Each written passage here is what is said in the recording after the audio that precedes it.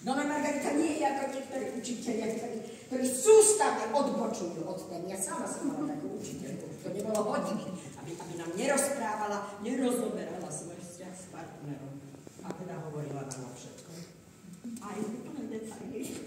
Ale bola milá napriek tomu, že bola taká rozpílená. Táto Dona Margarita inak bola inteligentná žena.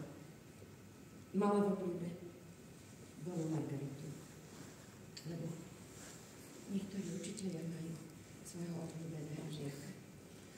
Dona Margarita si spomína, ako sme sa raz učili text jednej jivnickej piesne, jak ťažká lyrika.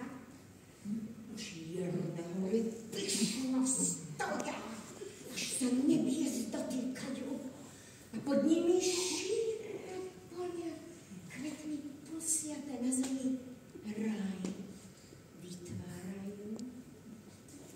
A potom prišla tá pasáž, keď sa Dona Margarita začala smiať. Myslím, starú učiteľku Donu Margaritu, nie seba. Žmurkla na Donu Margaritu a zakričala: najväčší út v šírom svete! A celá trieda vybuchla do smiechu. Bože, aký temperament mala Dona Margarita. Ja si spomínam, ako raz na hodine telesnej výchovy tak nešťastne trhla jednému chlapcovi na nesprávnom mieste, že ho to ochromilo na celý život. Ostal sterilný. Dona Margarita, som v živote nikoho podobného nestretla. Žiaľ,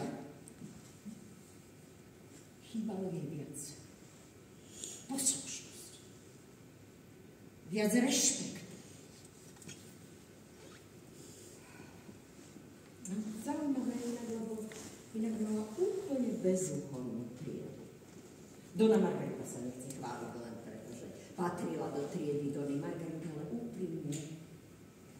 Dona Margarita vždy skladala najväčšie komplimenty Done Margarite a Dona Margarita si komplimenty od Dony Margarity vždy zaslúžila. Oj, tiež by boli všetky triedy také, ako mala Dona Margarita. To by bolo krásne.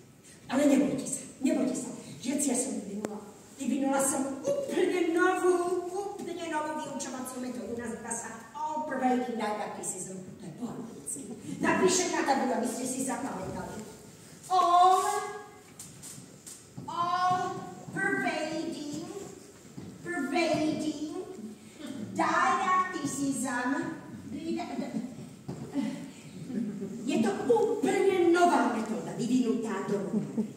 Predstavuje margaridiánsku metódu okamžitého učenia. Zameriava sa na masovú gramotnosť. Dona Margarita poskytuje aj súkromné hodiny tejto metódy iba za 30 eur na hodinu. Metóda Dony Margarity má aj svoje motto. Náš cieľ je vzdelanie. Toto motto bude predmetom obrovskej kampane, ktorú spúšťa Dona Margarita teraz naprieč celou krajinou. A s názvom Za zvýšenie gramotnosti. Ja samotná Dona Margarita skomponovala aj hymnu celej tejto kampane, odkazujúcu na jej ciele. Tak prosím, teraz si všetci spolu